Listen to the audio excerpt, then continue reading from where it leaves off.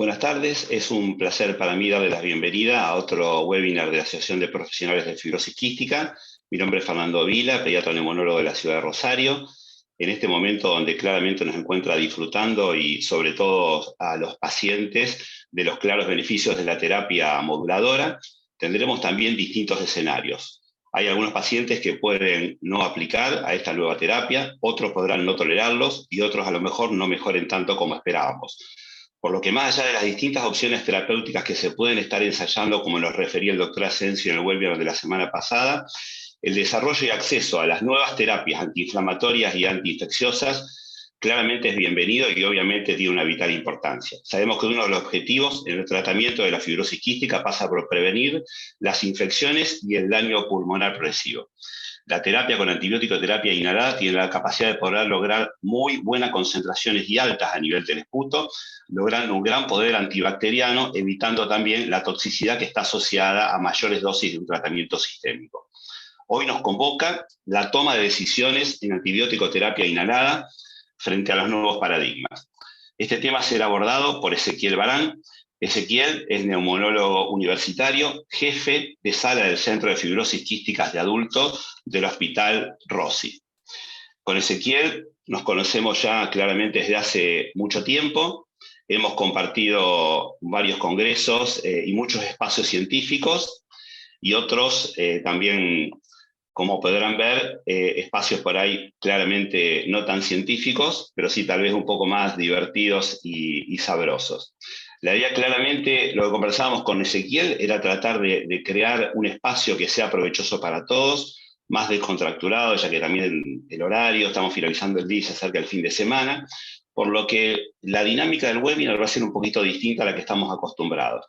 La idea es que a medida que se vaya desarrollando el mismo, Ezequiel va a ir planteando 5 situaciones clínicas cortitas, en la cual en cada una de estas nosotros empezaremos a votar y podemos ahí, en el medio de la votación o a consecuencia de la votación, ir haciendo algunas preguntas. Dichas preguntas deben ser efectuadas solamente a través del canal de preguntas y respuestas. No utilizaremos para comunicarnos el vía chat.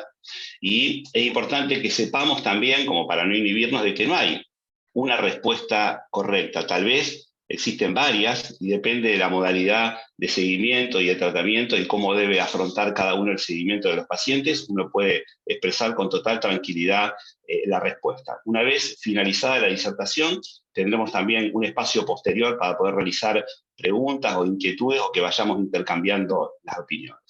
Agradezco a la Asociación de Profesionales de Fibrosis Quística la designación para poder coordinar hoy este webinar, también al laboratorio Tuter y en especial a Walter que nos facilitó la realización del mismo, también a Muriel por todo el empeño y el soporte técnico que nos brindó, así que bueno, no los aburro más y los dejo con Ezequiel. Bueno, muchas gracias Fer por la presentación, a PAFIC por la organización y Tuter por la confianza, también a la organización a Muriel. La idea, como explicó Fer, es presentar y charlar una introducción, hacer una breve introducción acerca de Pseudomonas, de los moduladores, y hacer casos o situaciones que tenemos en la vida diaria, votar y abordar las diferentes temáticas dentro de los antibióticos inhalados, junto con los nuevos tratamientos que tenemos disponibles desde los últimos años. Como veníamos diciendo, en los últimos años el cambio en el manejo de los pacientes ha sido muy importante. Los pacientes se sienten mejor, están mejor, los recibimos con un mejor estado general, y también eso acarrió que la sobrevida haya sido en aumento. Ha hecho, en la Cystic Fibrosis Foundation se ha hecho un incremento y un salto en la sobrevida en los últimos 5 años, de manera que fue muy abrupto y muy importante ese cambio. A pesar de que el plan terapéutico en el actual se introdujeron los moduladores y transformaron los cuidados y el manejo en estos pacientes, se sigue basando, y creo que hay que basarse en los componentes del plan terapéutico básico, que son los broncohidratantes, la hidratación, la kinesiología, los mucolíticos, los antiinflamatorios, y por supuesto los antibióticos, sobre todo los antibióticos inhalados. Y ahí tenemos 3 grandes pilares actuales que en el tratamiento están los moduladores, que han demostrado que produjeron una importante reducción en cuanto a las exacerbaciones. El tratamiento kinésico, que sigue siendo y sigue teniendo un rol fundamental sobre todo como para mantener la vía aérea permeable, y en cuanto a los tratamientos preventivos, para evitar las exacerbaciones y tratar parecidamente con antibióticos para prevenir internaciones, los antibióticos inhalados, que los vamos a utilizar tanto para erradicar, suprimir o prevenir exacerbaciones. Pero en esto la Pseudomonas siempre sigue estando, a pesar de los moduladores, y es como dicen que querían poner en el gráfico la filmina, el mosquitero, que ponemos el mosquitero, pero los mosquitos nos siguen picando, o tenemos la cámara del auto con retrovisor, pero nos seguimos dando vuelta.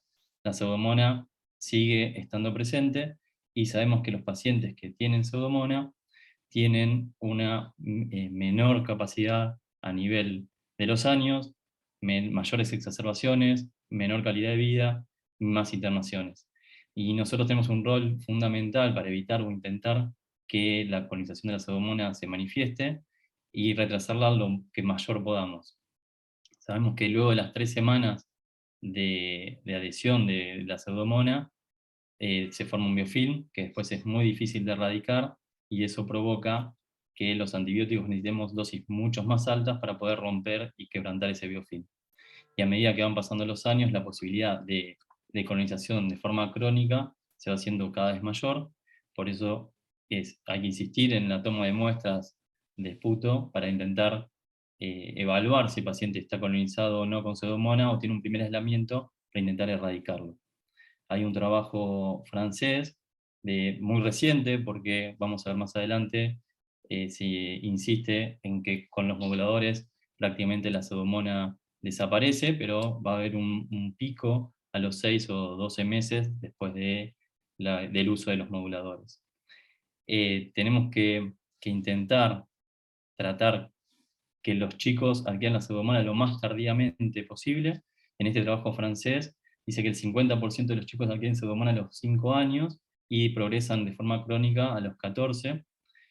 Lo que demuestran estos trabajos es que las formas tardías, la adquisición tardía de la Pseudomonas en etapas tardías, y que la diabetes y las enfermedades hepáticas son factores de riesgo para el desarrollo de la Pseudomonas.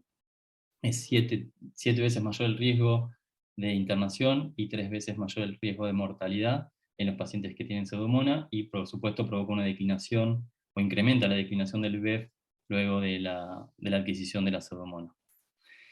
Este es un trabajo muy interesante del registro del Reino Unido, donde evalúa y compara los registros del 2009, 2014 y 2019, y vemos en el gráfico B cómo se corre la curva de Pseudomonas, que es la azul oscura, hacia la derecha. O sea que se plantea que en la adolescencia es donde se está viendo en los últimos años mayor incremento de Pseudomonas, y no tanto en etapas más tempranas de edad.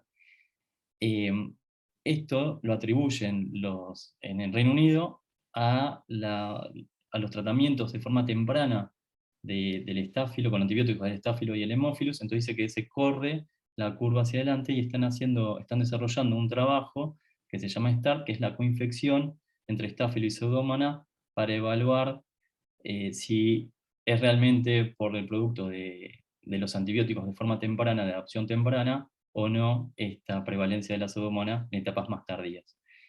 De acuerdo a los centros, y en distintas partes del mundo, por ejemplo en Bélgica en los centros se dice que el 21% tiene Pseudomonas, en Estados Unidos se habla de una prevalencia del 48%, y nosotros en el Hospital Rossi tenemos solo 6 pacientes que no tienen Pseudomonas. Y esto es producto de que en el escenario a futuro se estima que en los adultos la prevalencia el crecimiento va a ser sustancial de la población adulta, pero vamos a tener más adultos con enfermedad moderada y avanzada, y no tanto lo que ellos llaman saludable, que es cuando el BF1 es mayor al 90%. En pediatría más o menos la población se va a mantener estable, y calculan que va a haber mucha más población saludable, o con BF leves, con afectación leve. El uso de estos antibióticos va a incrementarse por la edad, en la afectación moderada o severa, y desde el 46, que empezaron con el uso de antibióticos inhalados, después recién en el 98 fue la aprobación de la tobramicina por la FDA y la EMA, en forma nebulizada, y en 2010 el Astronam por medio de la FDA y la EMA, la colistina en el 2012, que no es hace 10 años, la tobramicina en polvo aprobada por la EMA y por la FDA en el 2013, y en el 2015 la EMA aprueba la micacina y la levofloxacina, que Canadá también la aprueba. Entonces el planteo que queremos hacer en este webinar es a quiénes se les debe indicar los antibióticos inhalados, si no presenta secreciones desde que usa moduladores, si debo indicarlo o no, el uso de tratamientos alternos o combinados, usar tobramicina, colistina, levofloxacina, tobramicina, colistina, tobramicina, levofloxacina, colistina, levofloxacina. Si no tengo más aislamientos de pseudomonas, si debo continuar con los tratamientos antibióticos inhalados, y si tengo algún evento adverso, ¿qué debo hacer? Los antibióticos inhalados que contamos como estrategia para tratar la pseudomona son, como aminoglucósidos, la tobramicina en solución o en polvo, el Astronam, la levofloxacina, aprobada por la Unión Europea, y la colistina, también por la Unión Europea. Y lo que se busca con los antibióticos inhalados es lograr altas concentraciones en los tejidos, como en la vía aérea y a nivel pulmonar, y tener menor efectos adversos a nivel sistémico. Y en desarrollo tenemos la tobramicina y la fosfomicina, que actúan de forma muy similar, ahora vamos a ver, a la tobra, por supuesto, que es rompiendo la pared celular, la síntesis de la pared, y es activo contra gram positivos, gram negativos y anaerobios. Y como uso off-label tenemos la gentamicina y la ceftazidima, la colistina en Estados Unidos, y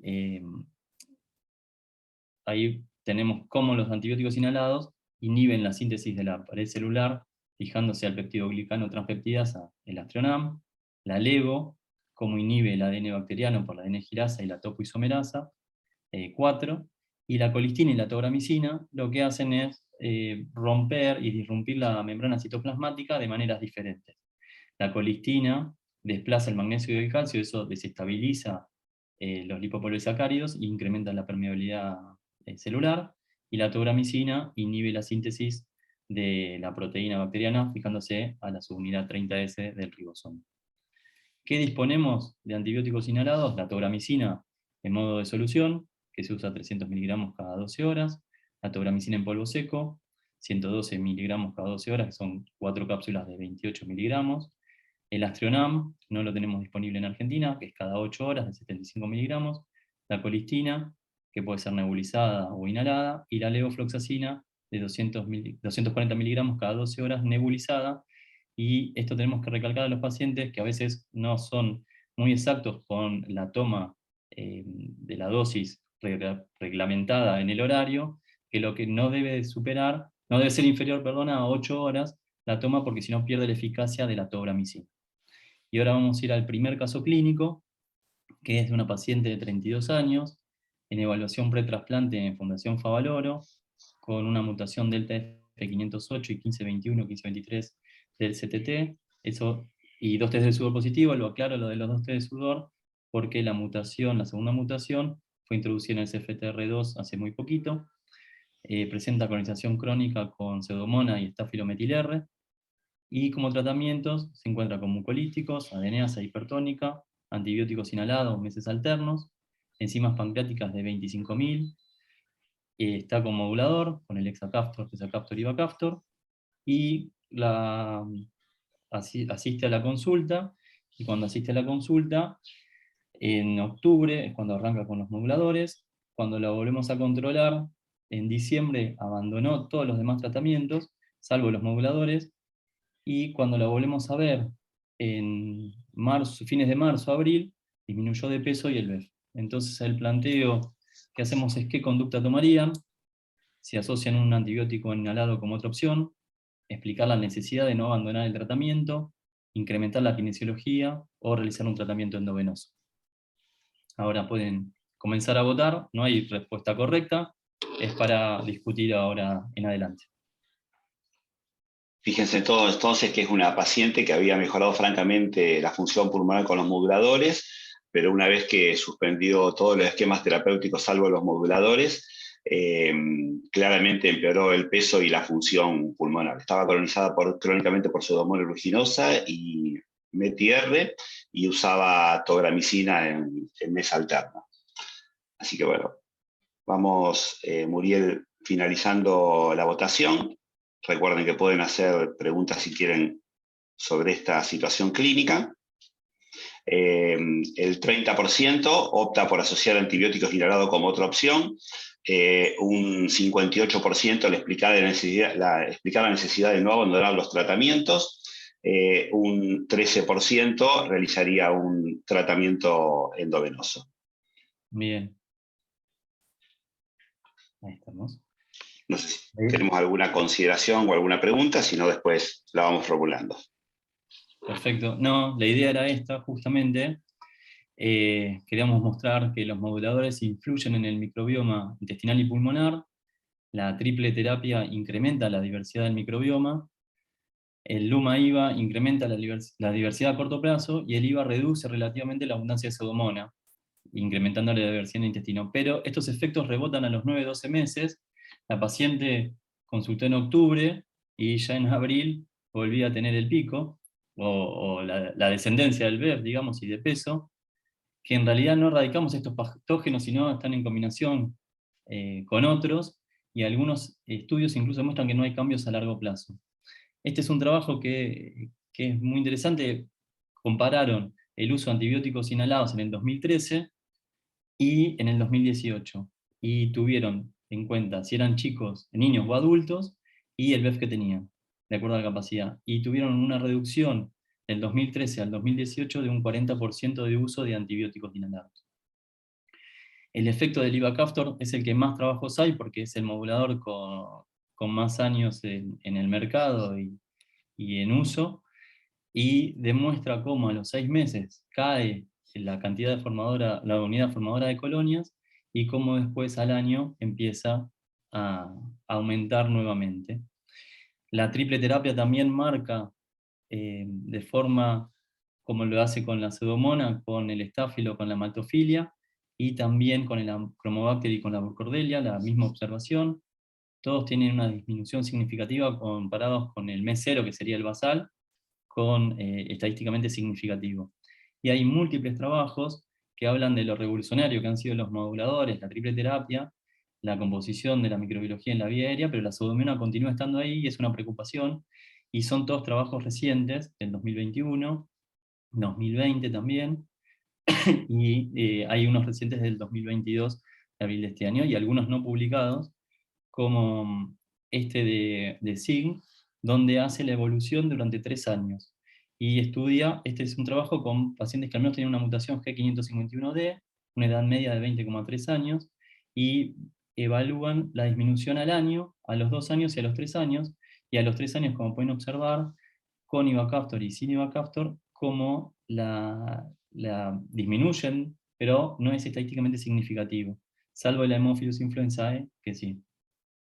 Después hay, el trabajo lo dividen de acuerdo al género, y en las mujeres hay una correlación más fuerte con la pseudomonas, hay un aumento de la prevalencia a los 3 años, y se cree que es por el estradiol, que no está del todo comprobado, pero es una suposición, y que por eso las pacientes de sexo femenino tendrían peor evolución que los hombres en FQ, que sería por el estradiol. El aumento de la prevalencia, este es un trabajo a 6 años, y muestra la comparación en los distintos grupos. Hay otros trabajos que sí muestran también en disminución de la pseudomonas, de la incidencia de la pseudomonas, con una diferencia entre 1,5 años a 5,5 años de solamente un 5%, pasar de un 44% a un 39%.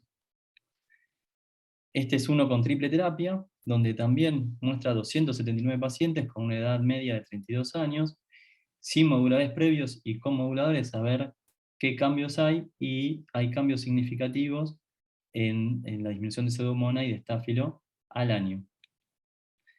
Como ven, estos son los últimos trabajos que hay con moduladores e infecciones. Del 2014 al 2018 siempre se habla de la reducción de la pseudomonas, pero a partir del 2018 de lo que se habla es de la diversidad bacteriana, el incremento de la diversidad y la reducción de positividad, que en realidad lo que se cree es que por los cambios que tienen las secreciones, el moco, en realidad la pseudomonas sigue estando en la vía aérea, en el esputo, pero no hay forma de evaluarla o de manifestarla. Este es un segundo caso, que es una paciente femenina de 28 años, con una mutación genética I507del, 4016T. Aclaro, esta mutación no tiene moduladores, tratamiento modulador. Bacteriología tiene un SAMR, una pseudomonas y aislamientos esporádicos de coli. Ahora lo último ha tenido nuevamente Escherichia coli. Intolerancia a tobramicina, utiliza colistina y diagnóstico de diabetes relacionada a FECU. Esta es la evolución de la paciente desde el 2016 a la actualidad, donde tenemos un tratamiento endovenoso, un aislamiento de coli, otro nuevo endovenoso. Después tuvimos telemedicina por la pandemia, y post pandemia, cuando la evaluamos, había disminuido mucho la función pulmonar. Ella refería a sentirse bien y estar bien. Hacemos un control, encontramos que un test de tolerancia a la glucosa donde tiene diabetes, empieza con tratamiento, se hace un tratamiento endovenoso, y en un control ginecológico se detecta que tenía un PAP elevado, se hace una conización y después una reconización. Cuando la seguimos en evolución, no levanta la función pulmonar y se mantiene ahí, con nuevos aislamientos de coli. Entonces el planteo es, ¿qué haríamos? Una conducta expectante, suspendemos la colistina, eh, agregamos levofloxacina inhalada y suspendemos la colistina, o asociamos levo inhalada a la colistina. Así que ahora pueden comenzar a votar y ahora discutimos esto. Recuerden que esta es una paciente que no aplicaba modulador, colonizada crónica con pseudomonas aeruginosa, MET-R y coli, que está usando colistina porque no tolera la tobramicina. Y luego el diagnóstico de la diabetes y el tratamiento endovenoso mantiene la función pulmonar, pero si bien esta función pulmonar está más baja de lo que estaba 3 o 4 años antes. Entonces también depende del objetivo que uno tenga en mente, si quiere mantener, quiere mejorar o hace algunos cambios para mejorar los tratamientos. Si querés, Muriel, vamos finalizando la votación.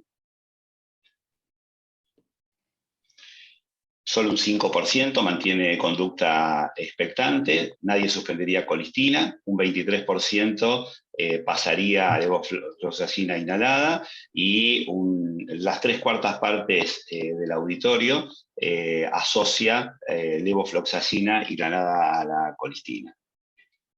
Bien, bueno, eso nosotros le solicitamos levofloxacina inhalada, fue autorizada antes de ayer, así que no sabemos cómo va a ser la evolución, pero después lo podemos comentar. Pero la idea era discutir esto. El origen de la terapia intermitente es de un trial del 80, en el que se daba tobramicina 3 veces al día y tobra continua, sin grupo control.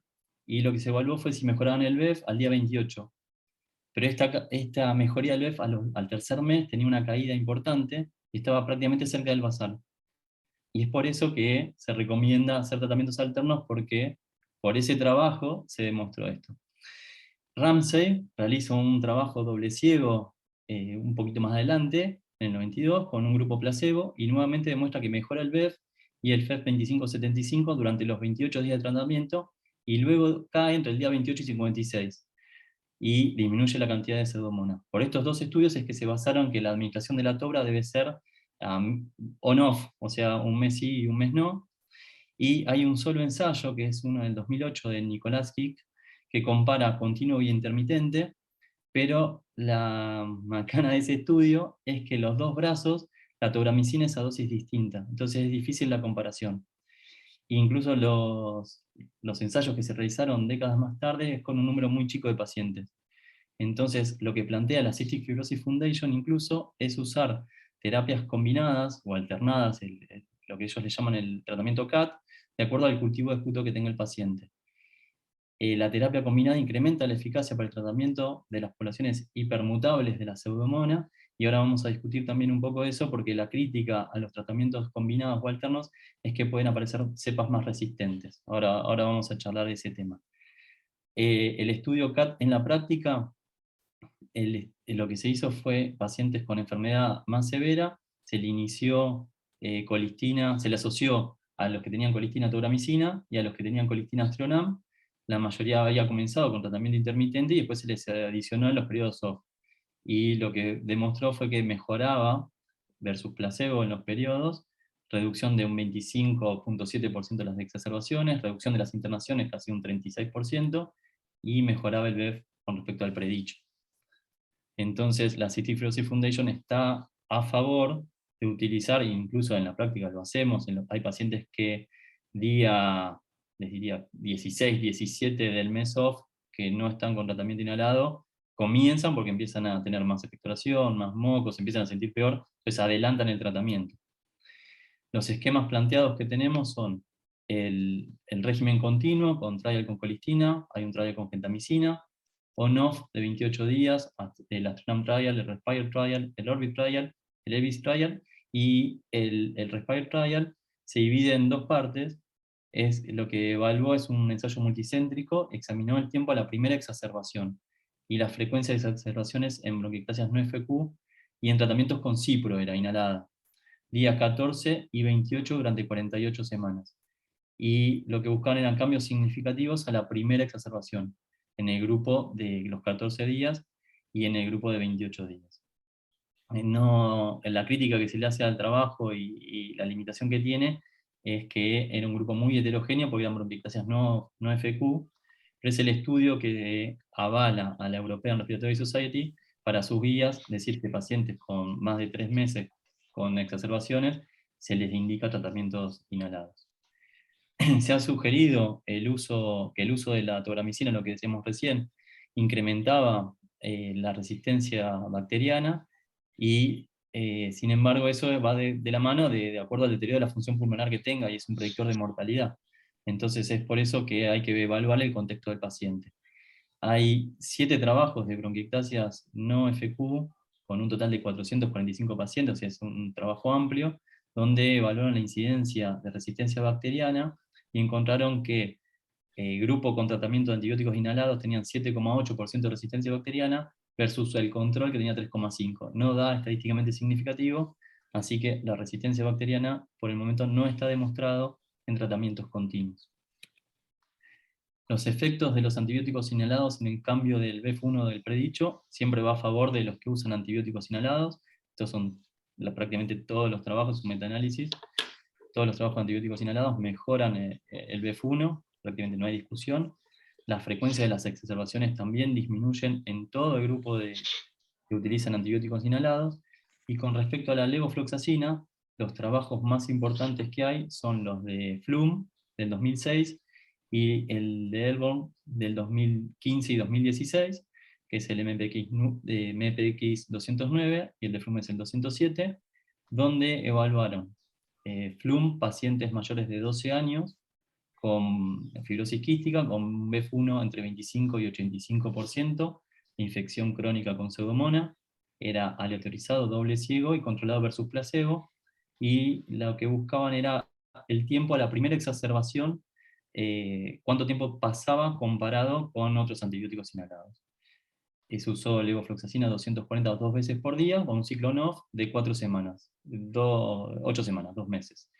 Y lo que tuvo muy buena tolerancia, y el efecto adverso más frecuente fue la digeusia, el mal gusto después de inhalarlo. Elborn hizo el mismo trabajo, pero lo hizo con grupos paralelos, y lo que buscaba era no inferioridad versus la tobramicina.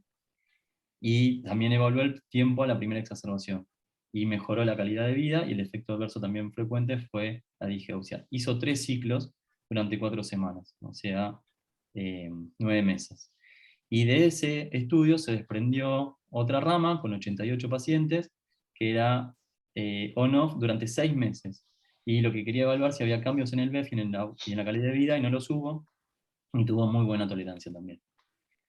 A las 24 semanas, los cambios en el BEF1 siempre fueron a favor, comparados con los demás antibióticos inhalados. La levofloxacina fue superior, muy cerca de la tobramicina, pero fue superior. Y después lo que se intentó fue comparar dosis versus placebo, densidad de pseudomona en esputo, BEF1 y síntomas, usando placebo, una dosis de 120 miligramos día de levofloxacina, una dosis día de 240 miligramos día, y 240 miligramos 2 veces por día. Y en todas fue superior la levofloxacina inhalada en cuanto a densidad, BEF1 y síntomas. Otro a favor de la levofloxacina es que cubrimos más gérmenes, como era el caso de la paciente que presentamos recién, donde con las quinolonas, con la levo, podemos abarcar la Stenotrophomona maltophilia, el Acinetobacter puede o no, la Burgdorfia cepacia, Staphylo meticino sensible, al Staphylo meticino resistente puede o no, al Streptococcus sí, al Haemophilus sí, a la Pseudomonas sí, y a anaerobios puede o no cubrir, o sea que a la coli le podemos dar. En cuanto al impacto clínico de la levofloxacina, este es un trabajo de Schwartz, de Berlín, donde comparó 86 pacientes durante un año, y lo evaluaron día 0, día 28 y después de 12 meses. Y compararon qué cambios había entre pacientes que usaban colistina y los rotaron a levofloxacina, que fueron 37 pacientes, tobramicina con levofloxacina 20 pacientes, y aztreonama levo. No hubo cambios significativos en el BEF. Cuando vieron las exacerbaciones, cuando cambiaron de tobramicina a levo, sí hubo cambios significativos, y en cuanto al BMI, no hubo cambios significativos. La población en estudio, acá tenemos promedio de edad 34,4 años, mayoría mujeres levemente, y los gérmenes que tenían los pacientes. Prácticamente no presentaron eventos adversos, la broncoconstricción fue el más frecuente como en todos los antibióticos inhalados, pero ninguno de la cohorte lo presentó, ni tampoco tuvo presión torácica. 5 pacientes tuvieron tendinitis y dolor del tendón de Aquiles. Digeusia, la mitad de los pacientes, fue lo más, lo más frecuente, y 2 pacientes discontinuaron por digeusia, pero 2 a 3 semanas más tarde las retomaron y lo toleraron bien. Este es un metaanálisis de antibióticos inhalados, donde la digeusia es significativamente el evento adverso más frecuente en todos los antibióticos inhalados. Y acá vamos a presentar otro caso, donde es una Ezequiel, paciente... Sí, sí. te interrumpo un segundito que justo llegaron dos preguntas antes de avanzar sobre el tema de embarazo. Por un lado, la doctora Yasmina Lacano nos hace la consideración que el hospital que ella está no tiene moduladores, pero plantea Sí. el caso de cuando ellos tienen un paciente que inicialmente pediátrico tenía cultivos crónicos con Pseudomonas aeruginosa en tratamiento con tobramicina. Después de unos años en los cuales venía aparentemente con cultivos negativos, cuando lo pasan adultos, y dado que no viene cultivando en los últimos controles Pseudomonas aeruginosa, la parte de adultos le suspende la tobramicina. Entonces, un poco la pregunta yo creo que pasa primero que por ahí no está tan claro cuánto tiempo tiene que pasar para pensar que probablemente el paciente no tenga más la pseudomonas, por más que los cultivos sigan dando negativo. Y también eso va enganchado, que me parece que por ahí los pediatras somos un poco más remolones a querer suspender la tobramicina por ahí. Me parece que están pegadas un Nosotros, poquito las dos cosas. claro, lo que dice Ratgen es que Sí, supuestamente hay que tener 2 años de cultivos negativos, pero con 4 cultivos al año, que eso es lo difícil. Teniendo 4 cultivos espaciados por lo menos un mes, estamos como autorizados a suspender la tobramicina. ¿Qué nos pasó a nosotros? Una vez haciendo un trabajo de adherencia, a un paciente lo usaba una vez al año, hacía un ciclo anual. Entonces se la suspendimos y le apareció la pseudomonas. O sea que esa utilización de, aunque sea un ciclo anual, evitaba que esa pseudomonas crezca. Así que los textos dicen suspenderla, nosotros a partir de ahí es muy difícil que la suspendamos. sí, esa es la realidad. Y por el otro lado, también pregunta la doctora acerca de la validez, que por ahí cuando en forma esporádica uno encuentra el Escherichia coli, que es algo, un germen que antiguamente nosotros no teníamos, por lo menos la parte pediátrica, tan en consideración. Bueno, nosotros Ustedes en tenemos, adultos lo sí, encuentran mucho, me parece. tenemos bastante, y está asociado con mal pronóstico. Se cree que es por translocación bacteriana. Incluso tuvimos una paciente que tuvo un absceso cerebral por coli, que se operó, operaron el absceso y tenía coli en esputo, y se cree que tenía malas las piezas dentarias, y se cree que por ahí hizo translocación y llegó. Y tenía cefalea y terminó operada. La presentamos en un congreso porque no es algo habitual el absceso cerebral, no es habitual el absceso cerebral y menos por coli. Pero sí, está asociado con el pronóstico. Después también la doctora Lubovich plantea la situación que en los pacientes infectados crónicos con Pseudomonas aeruginosa, que están usando moduladores, dejan de cultivar la Pseudomonas en el poquito esputo que nosotros podemos obtener como muestra. Entonces, para decidir la continuidad o no del tratamiento antibiótico inhalado, ¿usaríamos lavados bronquiales o cómo haríamos? Bueno, es un planteo, al final de la charla lo planteo porque es un problema que tenemos. Los pacientes no tienen aislamientos, pero es muy probable que la pseudomonas siga estando, que esté ahí solapada, pero que esté. Entonces es una problemática tanto para solicitarlo como para ver la evolución del paciente también. Pues uno suspende el tratamiento y bueno, la paciente, el primer caso, había suspendido todo, pero había caído la función pulmonar y había caído el BEF, se sentía bien. Sí, es el problema que nos vamos a afrontar y me parece que va a cambiar cómo vamos a categorizar las exacerbaciones también. No van a Va a ser... cambiar la definición seguramente de Claro, exacerbación, y sí. también es un capítulo que lo vamos a ir describiendo, porque en realidad no teníamos tan claro estos obstáculos que íbamos a encontrar con los pacientes.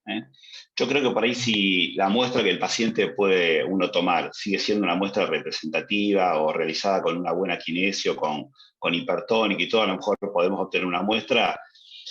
No creo que diste tanto para ser invasivo con un BAL. Por ahí, en aquellos pacientes que no tengamos la posibilidad de sacar una gota de moco, por ahí sí, hay que ver, porque el Sí. tema Bueno, después, en después el, lo podemos seguir discutiendo, pero sí, si hacemos BAL, en el ¿cada cuánto le europeo hacemos BAL después? claro, en el europeo habían planteado hacer por lo menos una vez al año un BAL para evaluar la bacteriología, pero es demasiado invasivo, pero tampoco nos quedamos tranquilos, es así. Bien. La doctora Eugenia Lais también arriba por ahí la posibilidad de si tendría alguna validez el seguimiento en estos pacientes con tan poco esputo de los anticuerpos antiseudomonas.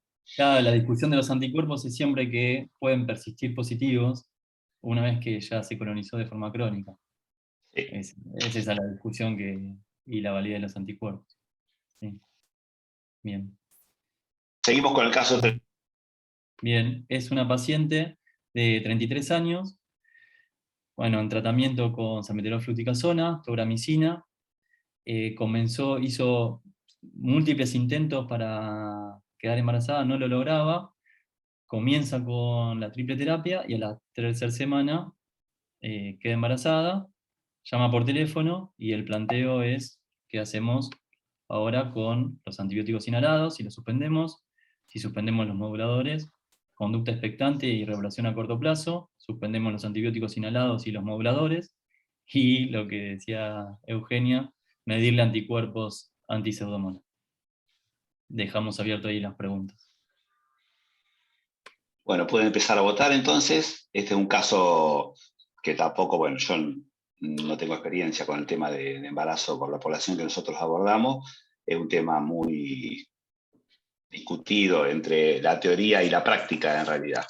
Así que vamos a ver cuáles son las votaciones. Vamos a ir finalizando a ver, Muriel, si podemos ver el resultado. Un 12% suspende antibióticos inhalados, un porcentaje similar, un 15%, suspende los moduladores, conducta expectante y revaloración, el 54% de los pacientes, suspende antibióticos inhalados y moduladores un 15% y medición de anticuerpos anti-pseudomonas un 4%. Bueno. Esta, Fer, como decías, va a ser una circunstancia que nos vamos a empezar a afrontar. En el registro americano, del 2015 al 2020, se triplicó la cantidad de embarazos, pasó a tener 619 en 2020, y nosotros tuvimos varios, pero todavía con moduladores es la primera paciente. Los antibióticos inhalados se los suspendemos por el riesgo que tiene a nivel pulmonar, ya estudiado en ratones, y la pregunta era, en moduladores es donde está más discutido porque no hay experiencia. Barry Plant, el irlandés, sugiere continuarlos. En varias charlas siempre sugiere, pero no hay nada escrito, es opinión de expertos.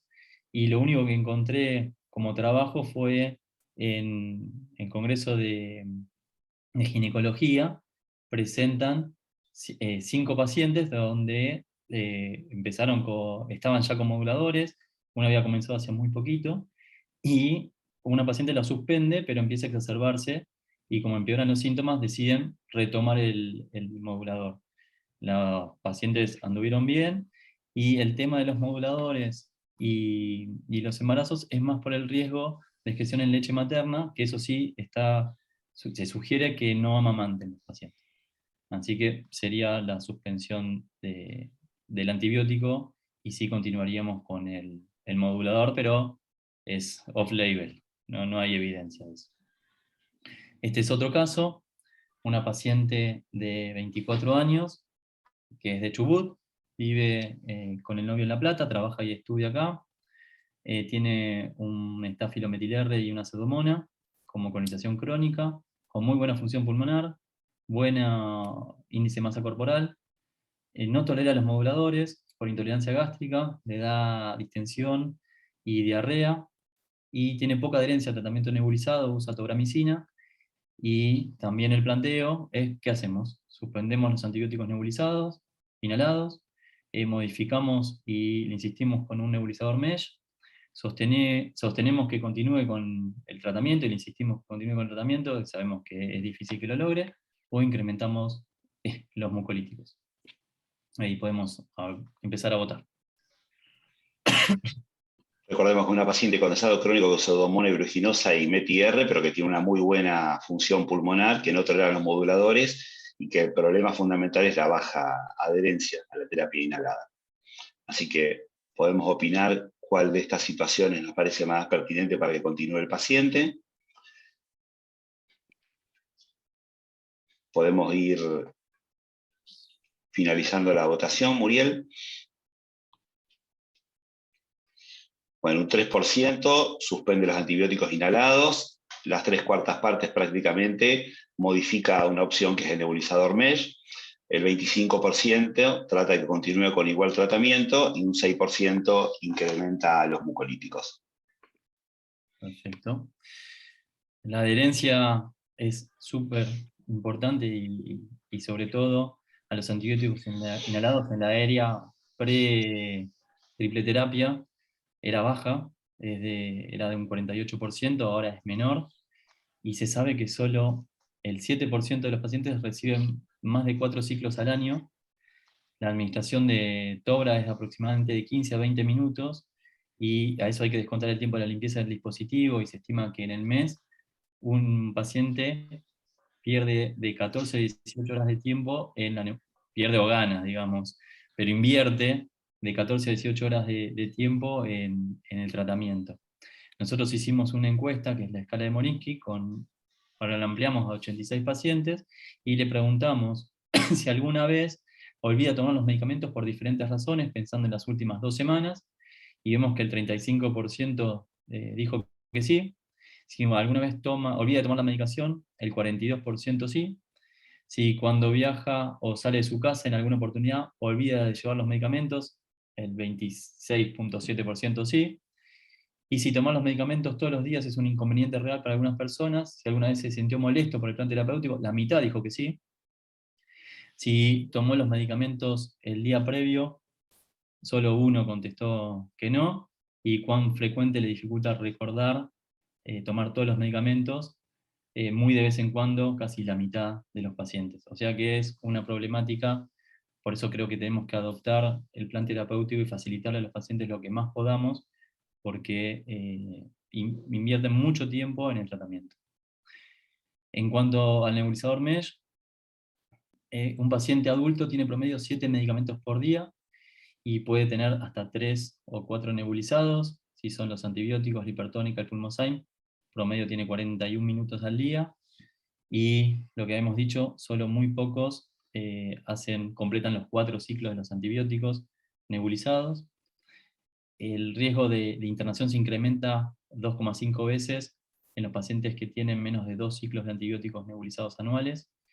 Y el otro tema es la limpieza de los productos. Hay un trabajo de Rubin que dice que solamente el 62% limpia el nebulizador como está recomendado, y los nebulizadores mesh, la ventaja que tienen es que la membrana provoca que las propiedades físico-químicas de la formulación sean más rápidas y el tamaño de la partícula mejor con respecto a los jets. Son más silenciosos, son fáciles de transportar y la paciente que presentamos el caso utilizó este nebulizador y mejoró la adherencia de forma sustancial, porque decía que cuando se despertaba y tenía que nebulizarse, su novio dormía. Si usaba el nebulizador que tenía, lo despertaba, entonces no se nebulizaba. Después se le hacía tarde para ir a trabajar y no se nebulizaba. Este nebulizador es a pila y puede hasta cargar la nebulización y llevársela.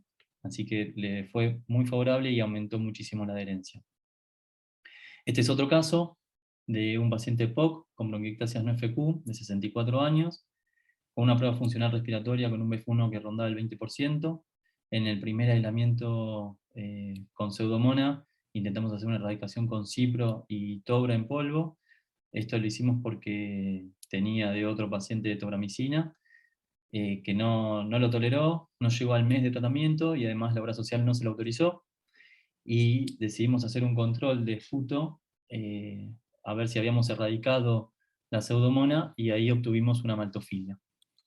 Y acá las preguntas es, si hacemos un tratamiento oral por 3 semanas con cipro, extendiéndola, hacemos una nueva espirometría, utilizamos algún biomarcador para ver si hay inflamación, como calprotectina en esputo o elastasa de neutrófilos, o le indicamos levo nebulizada. Ahora ya pueden votar. Recordemos que es un paciente no FQ con bronquiectasias, con el primer aislamiento de pseudomonas aeruginosa con una función pulmonar sumamente baja, que no toleraba la tobramicina y que en el esputo después de control aparece una maltófila. Vamos viendo qué arroja la votación, Muriel, vamos cerrando. Bien, el 30% prácticamente de los pacientes haría un esquema oral con cipro por 3 semanas, a la espera, la menor cantidad, a la espera de una espirometría, solamente un 3%, tampoco utilizaría otro 3% un biomarcador, y un prácticamente 70% incorporaría la levofloxacina nebulizada. Bárbaro. Bueno, según las guías de la British Thoracic Society, tenemos que usar cipro por 2 semanas. Si persiste, se puede hacer un tratamiento endovenoso, que ahora lo vamos a discutir también. Y también se puede utilizar colistina nebulizada por 3 meses, o por 4 semanas extender la cipro. La CEPAR recomienda 3 semanas de cipro más un antibiótico inhalado que se puede utilizar hasta 1 año, hasta 12 meses. Y Flum lo que plantea es que en realidad en FQ y no FQ, donde tenemos un aislamiento de pseudomonas, si lo intentamos erradicar, a lo mejor lo logramos, pero en realidad lo que hacemos es correr o retrasar el aislamiento posterior a la infección crónica, que a la larga va a suceder, sobre todo en pacientes con baja función pulmonar. Esta es la guía que nombrábamos al principio, de la cual el trabajo se basaba con más de 3 exacerbaciones al año. Se puede usar tratamiento antibiótico inhalado a largo plazo si el paciente tiene pseudomona, y si no tiene pseudomona, intentar el tratamiento con macrólidos, y si no hay una respuesta adecuada, ahí sí se puede combinar tratamiento oral o endovenoso. Esto es en pacientes con fibrosis quística, en el tratamiento de erradicación oral versus endovenoso y endovenoso versus inhalado. El planteo siempre fue hacer tratamientos endovenosos cuando había una primera aislamiento de pseudomonas, pero en el trabajo torpedo lo que hicieron fue evaluar oral versus endovenoso, y no fue mejor el endovenoso, y se mantuvo libre de infección los pacientes a los 15 meses con los antibióticos inhalados y también con los tratamientos orales. O sea que fue igual la erradicación los 2 meses posteriores, y también los pacientes no requirieron más internación. Para ir finalizando un poco, los tratamientos que tenemos disponibles son la tobramicina en polvo y en solución, la colistina, el Astronam, que no lo tenemos disponible en Argentina, y la levo. Ventajas: el tiempo de nebulización de la levo es de 5 minutos, frecuencia 2 veces por día, casi todos son 2 veces por día, salvo el Astronam, que son 3 veces al día. La limpieza hay que hacerlo en cada uso, salvo los que son en polvo seco. Y la refrigeración, la levo no requiere refrigeración, y eso creo que es una ventaja. Como conclusión, la levo cubre anaerobios, cubre pseudomonas, cubre hémophilus, cubre Burgdorfia, cubre estáfilo, cubre estreptococo, el estáfilo metil R puede o no cubrirlo, el Achromobacter también, puede o no, maltofilia cubre. ¿Qué efectos adversos podemos tener? Toxicidad sistémica, broncoespasmo, 10 al 20% es lo que más está descrito. Alergia, selección y resistencia, como charlamos, no está tan demostrado. Hemoptisis, digeusia y iodinofagia. La digeusia en la levo, lo que está descrito es casi la mitad de los pacientes lo presentan. Que tengamos menor depósito en zonas de mayor obstrucción, eso en todos los antibióticos inhalados es la gran discusión, que la inhalación no va a ser homogénea, va a ser de forma heterogénea, y sobre todo en las zonas que siempre donde más queremos llegar, es donde más tapones mucosos hay, por eso es importante y fundamental la kinesiología. La duración excesiva del tratamiento, la preparación, la limpieza, la realización de nebulizaciones, eso conlleva un tiempo bastante importante. El costo elevado y la contaminación del paciente de piel y mucosas y de los equipos, eso siempre hay que tenerlo en cuenta y recalcar a los pacientes que lo deben higienizar. Como recomendación, antes de utilizar levofloxacina en los pacientes que tienen digeusia pueden comer chocolate, 25 gramos de chocolate está recomendado. El primer mes se recomienda que no concurran al gimnasio por el riesgo de tendinopatías, aunque la tendinopatía está asociada en pacientes con mayor edad, más riesgo de tendinitis, y evitar la asociación de cipro y levo por el riesgo de tendinitis. Beneficios: no se refrigera, no requiere refrigeración, cubre mayor cantidad de gérmenes que otros antibióticos inhalados, y el tiempo de nebulización es relativamente corto, es solo 5 minutos.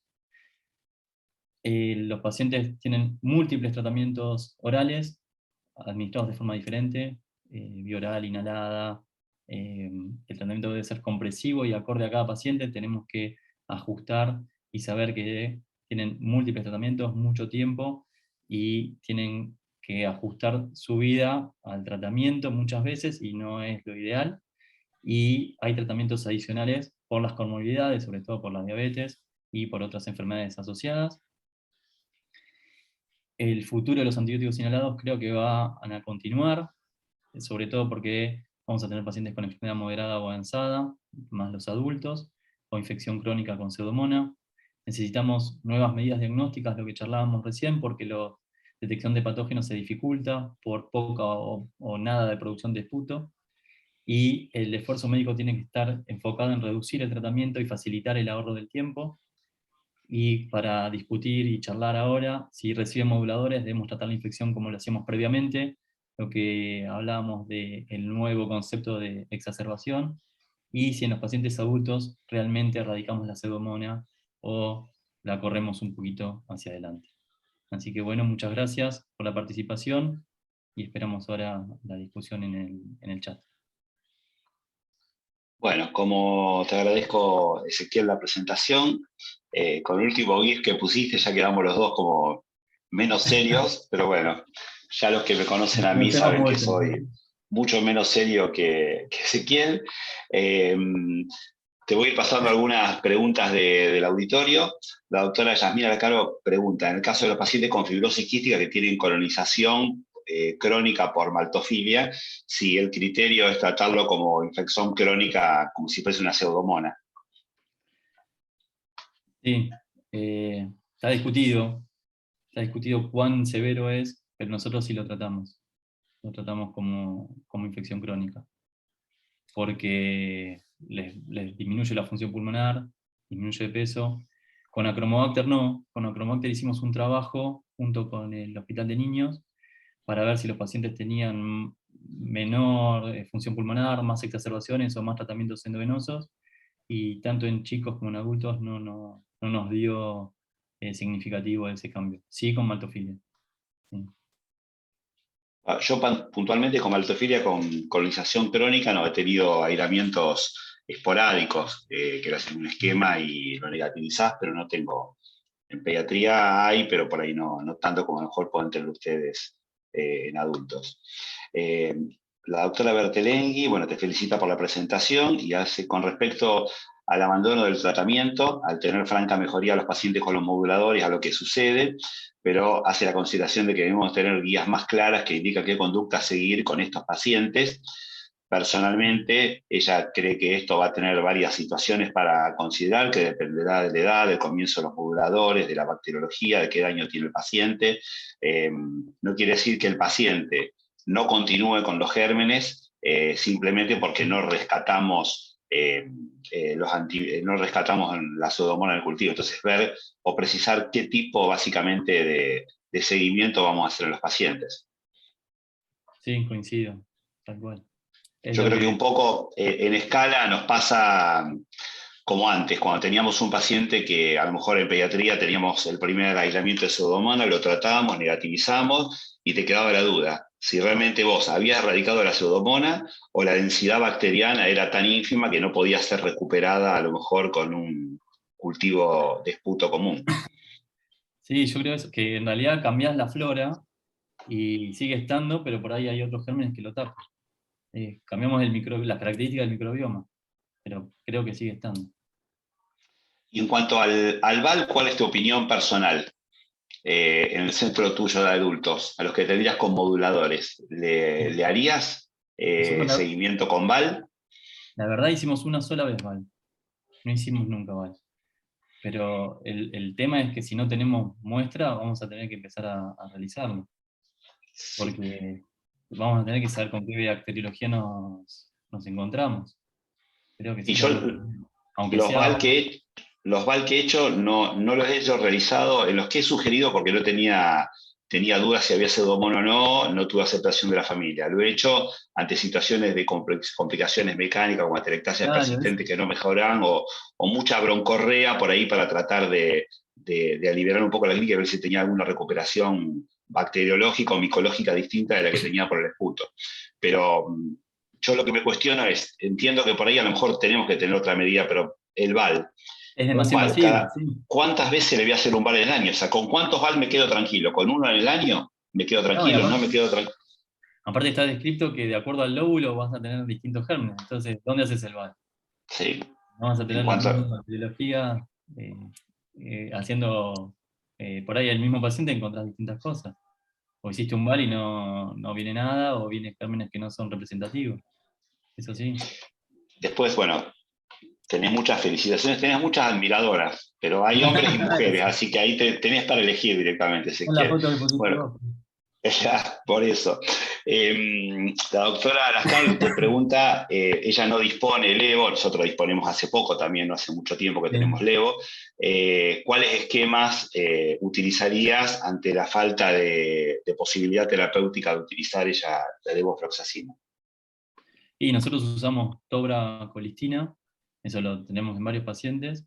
Sí, Hacemos mes alterno con Tobra colistina y en los pacientes que son muy broncorreicos, o no, lo que nos pasaba, lo que recomiendan las guías de terapia combinada, que el mes off, día 15, 16, los pacientes empiezan con broncorrea, entonces adelantan el ciclo, bueno, esos pacientes tenemos con doble esquema de antibióticos. Y bueno, el planteo es saber si habría que asociar un tercero o no, discutido, pero por ahí en algunos pacientes se podría llegar a utilizar. después otra pregunta de la doctora Estela Cuercia es, en pacientes colonizados crónicos con Escherichia Bled, si responderían mejor a la levo Y bueno, nebulizada. es lo que creemos. Creemos que sí, y ahora estamos haciendo un trabajo con exactas con coli en esputo. Y creo que el niño Bien. también lo está haciendo, el Ludovico. Sí. Misma consideración también valdría para bueno, Marcelo Morari, pregunta, en el caso de colonización por estáfilo, con exacerbaciones frecuentes, el tratamiento crónico con la levo también podría ser otra opción. Tal cual, tal cual. El tema que el estafilometil R puede o no cubrirlo la levo. Sí, Bien. el estafilometil S. Sí. Y ahí, por ejemplo, con la sensibilidad, nosotros ahora con Marcelo tenemos justo un paciente que iba a empezar a transicionar de 18 años, que está con aislamiento con BTR, está haciendo un endovenoso. Le probamos sensibilidad también con la bacterióloga Levo, precisamente por esto, para ver si le podríamos poner. Y bueno, le dio sensibilidad a la levo. Entonces por ahí tiene metida, por ahí nos podríamos animar un poquito más a probar con esa sensibilidad. Bueno, tenemos un montón de preguntas. Tenemos tiempo. En el caso volvemos a la colonización con la doctora Lascano, que no la conformamos con la respuesta.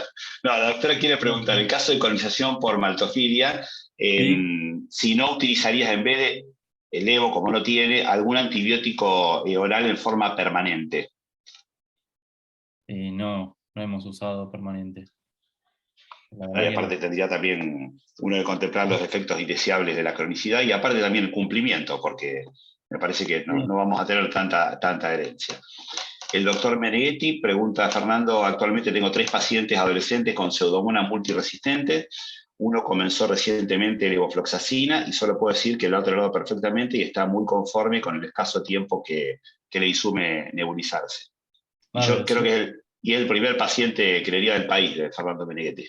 Así que es el que tiene 100% de experiencia con el uso de la levo. Sí, el Nebu, la verdad que es muy bueno, muy práctico, y lo han usado con tobramicina. Y la verdad con muy buena respuesta. Bueno, la doctora Lais dice que el problema es si los pacientes mejoran con moduladores y no expectoran, si es una opción hacer VAL, porque no es una opción hacer VAL, ¿por qué? ¿O tenemos un argumento específicamente para hacerlo? ¿Cómo no entendí? No, el problema es que con los pacientes que están con moduladores no expectoran, Claro. no es una opción, no entiendo bien la pregunta, Eugenia, hacer VAL porque si tenemos un argumento para hacerlo. El argumento sería tratar de tener una representatividad desde el punto de vista de rescate bacteriológico. El tema es cómo lo implementamos, con qué frecuencia y qué validez le vamos a dar después a la frecuencia con la cual lo hagamos. Otra pregunta que discúlpame, que te engancho con esto, Silvina Cipriani, ¿cómo les va con el hisopado faríngeo? Como metodología que también la usamos a veces nosotros en pediatría en los lactantes. Nosotros en adultos no lo usamos, prácticamente no. Claro. Nosotros en pediatría sí, cuando tenemos lactantes, hacemos algún esputo tosido, que los bacteriólogos, el kinesiólogo toma una muestra y tenemos bastante representatividad. No tal vez como un esputo, pero bastante similar en realidad. Acá Euge pone, ¿cómo justificás que un paciente que mejoró de manera significativa para poder hacerlo? Y en realidad para poder mantenerle, para ver qué bacteriología tiene en caso de exacerbación, o incluso para ver qué colonización tiene. Claro. Y además está visto esto, que disminuyen y después aumentan la cantidad de bacteriología. Obviamente que necesitamos mejores guías, no mejores guías, pero guías destinadas a esta nueva modalidad de seguimiento. La doctora Viviana Aquino plantea que si el paciente, por ejemplo, empieza a disminuir el versus 1 y con desmejoría del estado general, podríamos plantear un VAL ahí. También la doctora Corina Madán, además de justificar la necesidad de antibióticos ante la falta de muestras, habría que precisar bien qué conducta terapéutica y diagnóstica vamos a seguir. Bueno, hay muchas felicitaciones. Una pregunta es de la doctora Judith Pierini, si el nebulizador MESH está disponible fácilmente como para poder generalizar su uso. Me parece que hace referencia a si se podría extrapolar a otros antibióticos. Sí, se puede. Sí, bueno, uno de los MESH es el PARI, el eFlow, es un nebulizador MESH, y el que mostramos, es el que viene con la levofloxacina. Está registrado en ANMAT junto con la levofloxacina. O sea que se suministra con ese puntualmente con la levo, el paciente lo tiene. Lo otro, si tenés, esto te lo pregunto en base a que lo hemos conversado previamente, más allá de los gérmenes descriptos para la probable utilización de levofloxacina, si tenés idea que también lo están empezando a utilizar la levo para alguno de los otros gérmenes que mencionaste. Sí, para la maltofilia, para los anaerobios, para la coli, es como el target sería ese. Pacientes que por ahí no solo tengan pseudomonas, sino también aislamiento, como presentamos, maltofilia, coli, sería como ideales para empezar a apuntar con la levofloxacina.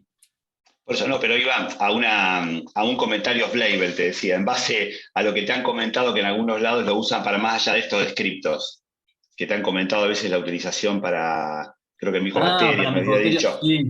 Sí, En Ramón y Cajal, en Madrid, Luis Maíz ha comentado la utilización para micobacterias atípicas, el uso de la levo inhalada, bien, que ha tenido buenas respuestas. bárbaro. Por el otro lado, a nivel personal te quería preguntar si por ahí la levo la podríamos, si bien nosotros estamos un poco limitados, porque bueno, la autorización es a partir de los 18 años para el MAT, los trabajos algunos las mencionan por encima de los 12, evidentemente, o sea que sería entre 12 a 18, para lo que hacemos pediatría sería off-label, pero si existiría la posibilidad de que obviamente se pueda utilizar ante un primer aislamiento de pseudomonas como usamos a veces la tobramicina, o me convendría guardarla para opción terapéutica en un coronazodo crónico, dadas las propiedades que tiene, que parecen ser superadoras con la penetración del biofilm. Y sí, en realidad no hay ningún trabajo como TORA como erradicación. Los trabajos de más tiempo de evaluación con la LEVO es el de Schwarz, el de Alemania, y lo que él plantea, como lo presentamos, fue cómo hicieron el cambio de acuerdo a los gérmenes que tenía. Como tiene mayor penetrancia en el biofilm, como indicaba Fer, yo lo reservaría para esos casos, no como primer antibiótico como erradicación. Y después en el Congreso Europeo, Elborn lo que planteaba era que en Inglaterra lo tienen como estipulado por líneas de tratamiento de antibióticos nebulizados y que ellos por guías lo tienen como en una segunda línea, pero en realidad es por los costos. Que si fuese por él, lo pondría como en primera línea, porque la verdad que ha tenido muy buenas respuestas. Que son todos los Claro, trabajos. El trabajo es MPX 207, es el de Elborn, y es el que debe tener más experiencia. Desde el 2015 que está haciendo trabajos con tratamientos con levo. bien. Después también la doctora Kong, Verónica, señala la experiencia que hay acerca de la utilización de la levo con METIR, pero es lo que estuvimos Sí, bueno, comentando claro, antes. ¿Sí? sí.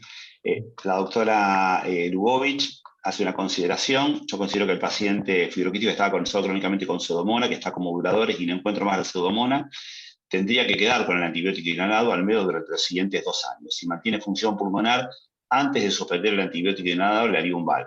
Si es negativo, suspendería el antibiótico inhalado y luego, si de suspender sigue negativo el cultivo, pero baja la función pulmonar, reiniciaría el antibiótico inhalado. Sí, ¿Harían esto? Nos preguntan. La verdad que es buena posibilidad. sí, es una opción. Y siempre es como depende el paciente, la función que tenga y las características de cómo viene en evolución. Sí. Vamos a poner a Silvina a escribir las guías del seguimiento del paciente con moduladores, porque está bueno esto en realidad. Yo creo que esto es un capítulo nuevo que realmente va a ser apasionante, porque desde suspender terapias, ya antes hay un montón de pacientes que no andando bien suspendían y hacían poco y nada de lo que nosotros indicamos. Imaginemos ahora con este contexto con el modelo que se sienten mejor. Si antes les sobraba medicación a los pacientes, imagínate lo que debe sobrar Bueno, ahora. el paciente que mostré no FQ con bronquiectasias, que tuvo aislamiento de Pseudomonas, fue por un paciente que tenía una caja de tobramicina que no lo había utilizado. Y también, premoduladores, la adherencia a los antibióticos inhalados es prácticamente 47%, la mitad lo usa, así que ahora fue más baja, pero vimos la paciente, son todos casos reales. La Sí, paciente, creo que fue el primero o el segundo caso, que abandonó todo el tratamiento y se sentía bien. Así que me parece que hay que poner énfasis en que no deben abandonar los otros pilares del tratamiento cuando comienza con moduladores, a pesar de que se sientan bien. Esa es nuestra responsabilidad. bien.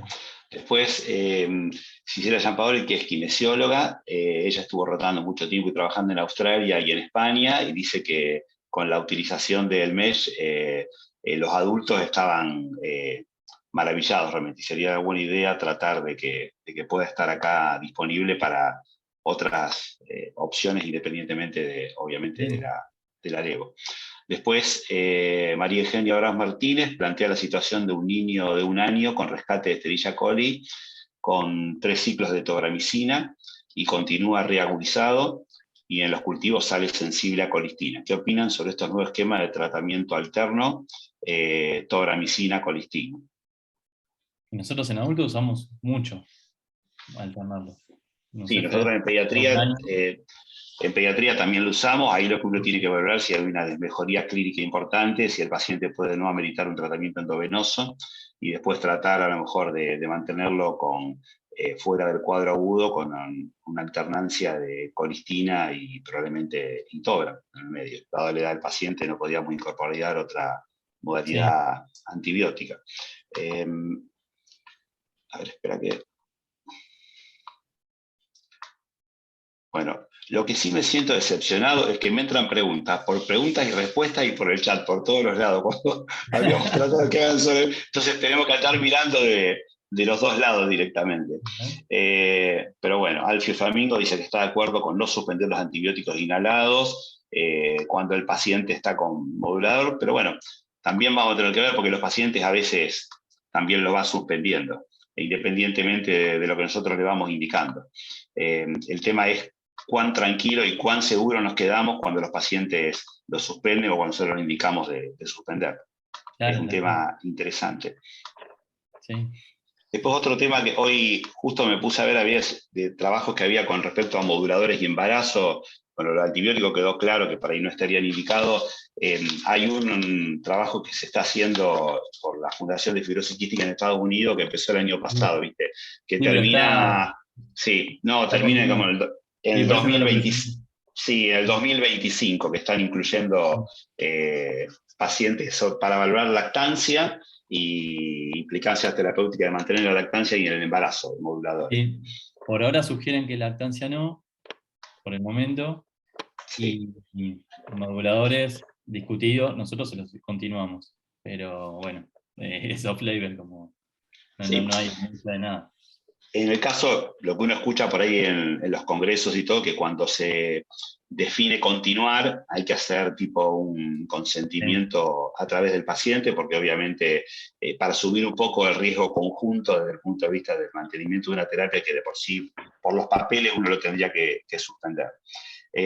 También Fernando Meneghetti hace la salvedad que deberíamos incluir también la levofloxacina, y esto es así también en el consenso nacional, obviamente, porque esto después nos avala, tenemos claramente para poder pelearlo con los auditores, o sea que eso es algo también que se tendría que ir actualizando y modificando. Tal cual, es una nueva alternativa terapéutica. Sí. Creo que sí. Bueno, me parece que no me he olvidado más preguntas en el chat de formularios de Ezequiel, así que realmente estoy súper conforme con la participación de todos. Hemos tenido prácticamente 80 o más asistentes a este webinar. Agradezco nuevamente a Pafib, a Ezequiel, a Walter y a Muriel, también a Lisi por el apoyo para la organización de este webinar. Así que esperemos que sumamente le hayan sido de provecho para todos. Y muchas gracias. Ezequiel. Gracias a todos. Gracias por conectarse esta tarde. Gracias a Pafik y, bueno, Fer, Muriel, a Walter, a Ter, a todos. Muchas gracias.